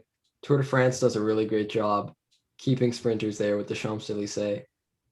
It's what they're thinking about through all the long mountain days, just trying to make the time cut. So I think a lot of people will still be here. Yeah, I'm gonna go for Peter Sagan. I think this is his day. I think if green jersey points are close, he'll be super motivated to pick up a sprint finish while he can. And yeah, Peter Sagan, this is his day. I'd love to pick him again. I've already picked him twice. He was my favorite rider for like 10 years. But I'm gonna go Arnaud Démare. Good pick. I'm gonna go. I was gonna say Peter Sagan, but I'm gonna go Mark Cavendish. We're gonna do it. It's Mark Cavendish. Okay. All right. We now head to the last GC decider. This is whoever wins this wins the GC. It is a time trial. Holy, this is flat. This doesn't go over. This starts at 10 meters and goes to a summit of 93 meters. It is flat. Let's just say that. It's 30 kilometers. I'm guessing there's going to be average speed close to 50 on this. It starts Way from more than that. Yeah, higher than 50. Way more than 50. But Okay. It starts at Le Bernard and goes to Saint-Emelon. Yeah, let's hear it. It's gonna be one for the time travelers. I got Mikael Bjerg. Mikael Brew. No, good TT'er. His job will be done for Pogačar. He's probably gonna be pretty cooked, but you know, he won't have to save his legs in the time trial. Like I feel like that could be holding him back in the first time trial. That's why I didn't pick him. But I think he's an insanely good time trialist. I'm gonna go for What's his last name? Sorry, I just didn't catch that. BJERG. Okay. I'm gonna go for a bold one. I think GC guys, they're gonna have a lot of motivation. I think this long flat TT right at the end, I think your boy Geraint Thomas is gonna win the TT, but it won't be enough. That was that was nearly my pick. However, I did go for Roglic. I think Roglic is going to have so much to prove from last year's tour that this is just going to be like literally everything. He's going to go into a different dimension for this I think he shows up with the same TT helmet. Definitely not. Definitely I not. mean, they have to do all the sponsored posts with that TT helmet because it's the new helmet, and then he just switches it. They just switch it. The sponsors could be like, "You got to wear the helmet, man." We'll see. I'm looking forward to that one's gonna be intense. If the time gaps are close, it's gonna be decided there again. Yeah, hopefully definitely. I don't. Definitely one to watch. Time trials can be a little bit boring sometimes to watch, but not when the whole tour is dependent on them. That's true. Yeah, Final stage. I'm hoping it's not gonna make the GC. Like I wasn't such a big fan of that last year. It wasn't so fun. I don't know. What? That was like one of the greatest stages to watch ever. God. Yo, you are tripping, bro. It's just like, I don't know, because you can't see them racing side by side. They had screens. They had the split screens. They had the split screen with the time. Okay, unpopular opinion. All right. Oh my God. Evan and I were on a gravel ride when that happened. And I got a text from my dad and I told him what happened live. And we were like freaking out. We're like, how is that possible? He won everything. Like polka dot jersey. Like he beat white, yellow, everything. Carapaz could soft pedal the flat to get the fastest time on the hill to get polka dot jersey. And he did. He soft pedaled, like killed himself on the climb and still didn't do the climb section as fast as Pogačar. Anyway, let's move on to the final stage. Yeah, let's move on to the final stage. That's true. 180. There's only one right answer. Correct. There's only one right answer here. It goes from the town of Chateau to Paris and the Champs-Élysées. What a beautiful street. Cobbled. You all know it well. It's amazing. There's a Cat 4 stage, climb at the start. Don't think it's going to really make any difference at all. There's a sprint at 68 kilometers to go. But it's all about the sprint at the end, and it's going to be a sprint, that's for sure. I think me and Mark are thinking the same. Only one answer. There's only one answer. It is the man, the GOAT himself. Mark Cavendish. Mark Cavendish. Woo! He's going to take it home. I think, Ewan might be gone. Van der Poel will be gone. Cavendish. You bring him to the tour, he's going to win. He's going to win in Paris. Everyone's going to go mental. He's going to be the best sprinter in the world for another 5 years. Yeah, I have to go the same as well. There's only one right answer. There's only one right answer. All right, let's talk about our podium predictions. Let's do 1, 2, 3 each. Let's start with the polka dot jersey. Because here, let me just make. Okay, sure. Let's go polka dot. I just need to make my spreadsheet quickly. Climbers jersey. Evan, what are you thinking for polka dot? Polka dot always hard. I said the winner most of the time takes on the polka dot. But I think the winners might be also close. They're kind of sharing the points around, and that might leave it open for my guy, who every single year is chasing this polka dot jersey, always loses it near the end. But Cosnefroy is gonna win the polka dot jersey this year. Step up on that podium and just enjoy life. Yeah, I've gone for Okay. a wild one. I've done Michael Woods because why not? Yeah, I don't that's a think he's W. gonna. I don't think he's gonna be going so hard for the. I don't think he's gonna go so hard for GC after he kind of realizes maybe a bit much. So I think he'll go for the Climbers jersey. Mark? You know, I think I'm just gonna go with the GC guy. I think he'll be high up on GC. I don't think he's gonna win, but I think he will be on the podium. Eddie Pogacar. Yeah, it's a good pick. Shall we go white? White jersey? Does it Oh, matter? we're just doing. There is only one correct answer here. You can't get it. There's nothing else. There's only one answer. It's Pogacar. He's winning Yeah. white. Yeah. None of the other young riders here are quite on the same level as him. Definitely. It should be an easy white jersey win. I'm gonna have to agree. Yeah, I think we all do. Green then. That leaves green. Again, I feel like there's only really one answer for green. I mean, who knows? Sagan is not that consistent in these sprint finishes in terms of getting high placements. If there's another sprinter on form who stays the whole way. The way I look at it is like he's on better form than he was last year, and last year he was second.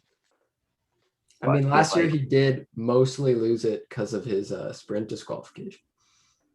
Yeah. So I feel like, if he just doesn't, get disqualified on a stage or relegated, and he is on better form. So I've gone with Pierce. I've gone with Mark Cavendish. W. Mark Cavendish and green. Love Mark Cavendish. Don't think he's going to be that consistent throughout the whole tour. Do you agree I think with Caleb Ewan is. You think? Okay. I think he might stick it out for the whole thing. Go for back-to-back Champs-Élysées. No, he didn't win last year. He didn't win last year. Anyways, he's going to go try to win Champs-Élysées again, like he did in 2019. And yeah, I think he's going to be consistent enough in the sprints against this field that he's going to take home green. I'm actually going to change my answer. Shout out to the Twitter account that sponsors this idea. I've gone for Nairo Quintana actually for good reason. I'm actually changing my answer. It's going to be Nairo Quintana. Luke, don't actually change it. But anyway. GC podium predictions. GC podium. Okay. Evan, let's hear your 1, 2, 3. Number one, kind of hinted at it a few times. Roglic. I think really unlucky for the team not to come away with it last year, having, Pogacar come out with such an unbelievable breakout performance. I think this year they'll be watching him a lot earlier. He's not going to get, any light of day to make a move. And I think Roglic definitely going to win the Tour this year. I think second, Geraint Thomas. I think he's going to have really strong time trial performances compared to the Slovenians and stick it with them on the climbs with his really strong team. And then Pogacar in third, just because he's so strong in climbing. No, I think I'm actually going to, earlier I said that I think Pogacar will be on the podium. I think I'm actually going to say he's going to be fourth. I was thinking about it. I'm going to go Roglic first. And then I'm going to go second and third. I have the two guys. I'm just trying to think of the order. Are you going double Ineos on the podium? Yep. I'm going Carapaz and Thomas. I'm thinking Thomas second, Carapaz third. I like it. I was thinking about it. I was thinking Richie Porte on the podium again, too. He's been time trial form out there. I should read my mind there.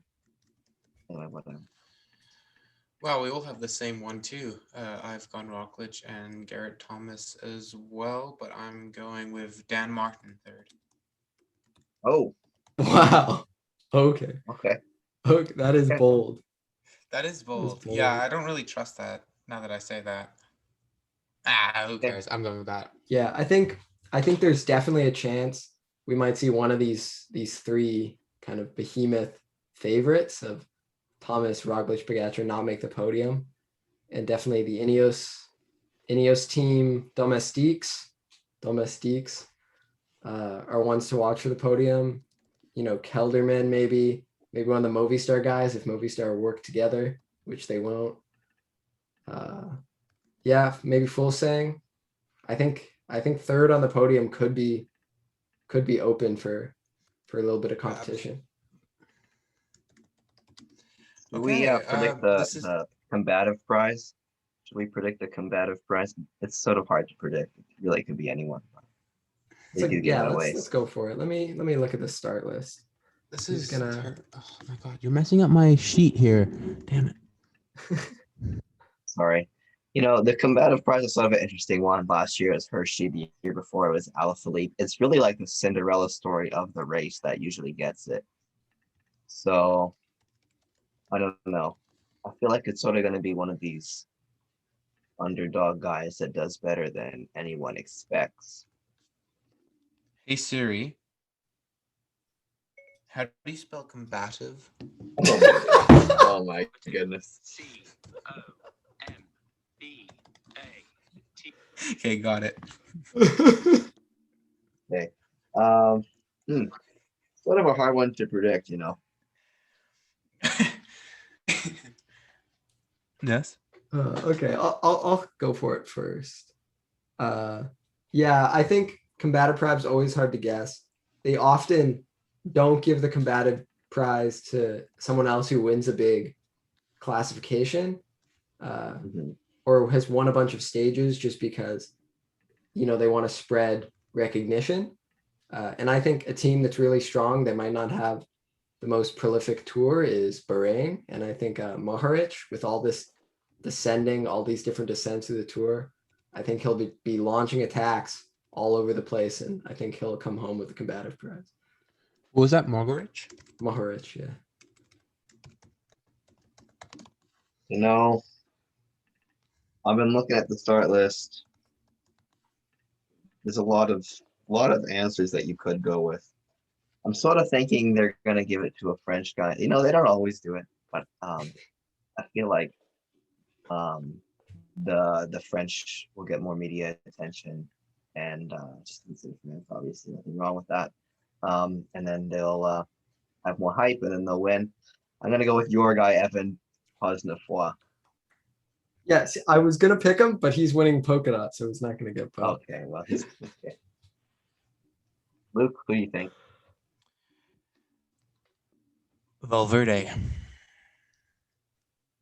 Okay. And then the most coveted prize of all, Team GC. Hey. I just need to know, what did you say, Mark? What was the name? Posnefoy. Benoit. Okay, take it away. What's our last contention? The most important. The most important award of them all. The most coveted prize the Tour de France has to offer. The Team GC. Who will it go to? I think we all know. See, there's the normal GC, but that's just one guy. And then there's Team GC. What? It's your top 4 guys? It's top 4 each stage, like the 4 times that. Yeah. So normal GC is 1/4 as important as Team GC. That's just like math. It's actually 1/8 because 8 more people. But it's four times. But it's 4 people. Only the top 4 people on each stage. Oh, is it? Okay. Oh, okay. Whatever. I didn't know that. That's how important the GC is. My official prediction: Team Movistar. Yeah, I think clear cut Movistar. They would have riders who would launch attacks, do really well on stages, but they're too busy sitting next to each other, arguing, not working for each other. Makes them stay nice and close together, all pass the finish line together, and just dominate Team GC. You think Movistar? Yeah. Yeah, I'm gonna go with Team Quebec is looking really good, and I mean Ineos does have a lot of strong riders, and they're gonna have a lot of people in the top. Yeah. But yeah, I think the team with the Ineos best is so good. riders will get it. So yeah, Movistar. Okay, then I guess that wraps up our podcast. It's been a long one, almost 2 hours. So That's if you're insane. still listening, Thank you so thanks much. everyone. I had lots of fun. Evan, thank you so much for coming on.